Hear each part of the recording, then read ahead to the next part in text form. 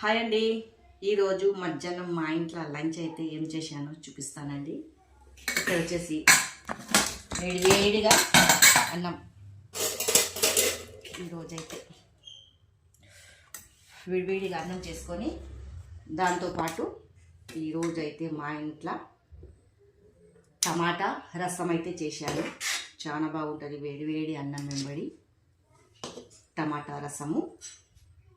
మీ ఎంతమందికి టమాటా రసం ఇష్టం ఉన్నది? మాకైతే చాలా ఇష్టం టమాటా రసం. వేడిగా మిరియాలు వేసి టమాటా రసం. ఇది జలుబు అయితే తినొచ్చు, జ్వరం వస్తే నోటికి చాలా బాగుంటుంది. కాలిపోతుంది, అంత బాగా కాలుతుంది.